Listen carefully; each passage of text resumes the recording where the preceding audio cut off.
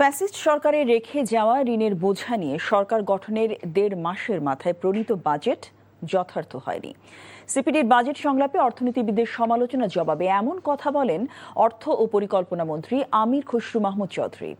বাজেটের সমস্যাগুলো চিহ্নিত করে পর্যালোচনা করা হচ্ছে বলেও জানান তিনি।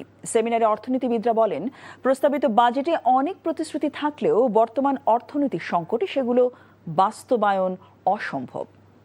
সেলিম মালিকের রিপোর্ট। আন্তর্জাতিক এবং অভ্যন্তরীণ নানামুখী চ্যালেঞ্জের মধ্যে কেমন হলো 2026-27 অর্থ বছরের প্রস্তাবিত বাজেট, এ নিয়ে বিস্তারিত জানতেই সিপিডির এই বাজেট সংলাপ। আমি এইভাবে যেতে চাচ্ছি। সংস্থাটি জানায়, বহু আশাবাদের এই বাজেট সাধারণ মানুষকে খুব বেশি স্বস্তি দেবে না। আর অর্থনীতিবিদ ডক্টর হোসেন জিল্লুর রহমানের মতে, দুর্নীতি বন্ধ করা না গেলে তা বাজেটের ভালো উদ্যোগগুলোকে আটকে দিবে। Agriculture has weakened. Its share has declined from 4.7% from the current fiscal year to 3.6%. This is a bit worrying from the point of food security issue. আজকে এই যে ওভাররান প্রজেক্টস ইত্যাদিতে কি বললো, implementation failures is as big a problem as corruption. If you look at if you calculate the figures, it may be more than capital flight. And the third one is what I would call institutional waste.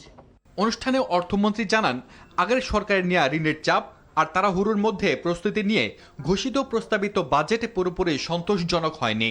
আমরা 1.5 মাসে বাজেটটা করতে হয়েছে। আবার কোন ধরনের budget? যেটা আমরা ইনহেরিট করেছি ফ্যাসিস্ট সরকারের কাছ থেকে, যেটা আমরা ইনহেরিট করেছি ইন্টেরিয়াম গভর্নমেন্টের কাছ থেকে। আমরা যখন দায়িত্ব নিলাম, এগুলো সব আমাদেরকে সবগুলো চিন্তা করতে হচ্ছে। 50,000 কোটি টাকার মতো পাওয়ার বিল বাকি রেখে গেছে আপনার, মানে প্রত্যেক জায়গায় খালি বিল বাকি বাকি বাকি। এগুলো তো সব এই সরকারকে পে করতে হচ্ছে। দেশের ভঙ্গুর অর্থনীতিকে সমৃদ্ধির দিকে নিয়ে যেতে সরকারকে অন্তত 2 বছর সময় দিতে জনগণের প্রতি আহ্বান জানান অর্থমন্ত্রী। সেলিম মালিক, এনটিভি নিউজ, ঢাকা।